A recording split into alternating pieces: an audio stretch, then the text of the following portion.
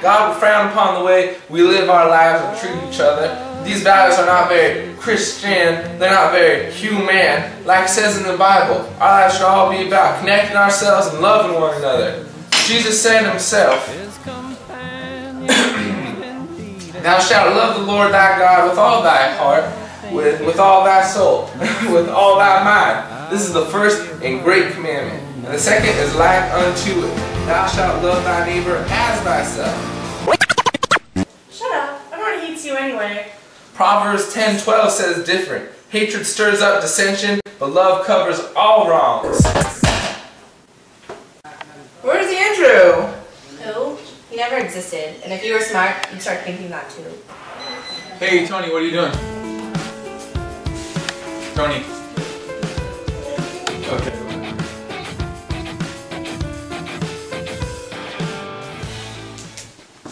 Hey, what's wrong? You don't look too happy. Tony just ignored me.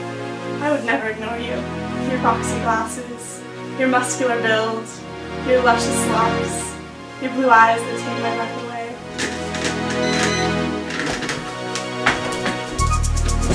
Wow, Kyle, listen to this. In The Giver by Lois Lowry, people aren't even allowed to choose their own families.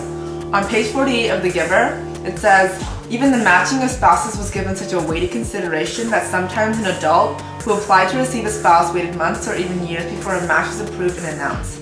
Like the matching of spouses and the naming and placements of new children, the assignments were scrupulously thought through by the committee of elders. That's the same way that 1984 treats marriage. On page 57 it says, all marriages between party members had to be approved by a committee appointed for the purpose. Though the principle was never clearly stated, permission was always refused if the couple concerned gave the impression of being physically attracted to one another. Isn't that weird, Kyle? I wonder where he went.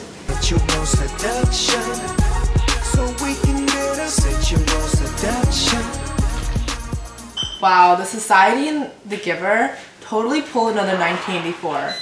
People cannot go on making families and babies in the absence of love and human values. Amy, I have something a secret to tell you, which you can't tell anyone else. What are you being so dramatic about? I just had some wild and meaningless sex. I mean, it was great and all, but I think there might be something more. Like a deeper connection. Maybe love. You know that is strictly forbidden. Please don't tell anyone.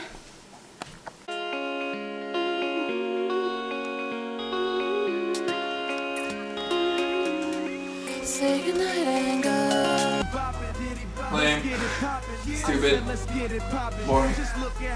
Ooh, Gilmore Girls Marathon. Oh, it's over. Gee darn it. Oh, the History Channel. Why are you watching this boring documentary on North Korea? This isn't boring. This is educational. You're just too mindless to understand. Is it that time of the month again? Or are you just irritated because Katie's in love with you? Closed off from love, I didn't need the pain. Once You're a traitor. Do you have no values? How could you betray me? Why do we even read 1984? I'm gonna ask someone online.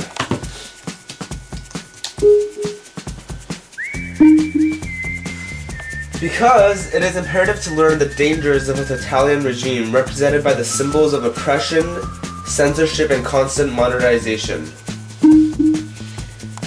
It also shows readers how the loss of human values is the same as losing one's own humanity? That's really interesting. I guess Smarter Child's right. North Korea has a substantial amount of similarities with the novel 1984, especially on the theme of human values. Each of the respective governments try to take away their citizens' humanity. You're totally right. When you think about it, North Korea brainwashes all their citizens into idolizing and loving their government. Even the children are forced into liking the government no matter what they truly believe. Their old leader, Kim Il-sung, when he died, the citizens and the children marched to the streets and they were crying and mourning for his loss even though he was a vindictive leader. Wow, 1984 North Korea are so... I love Big Brother. He's the only friend I'll ever need.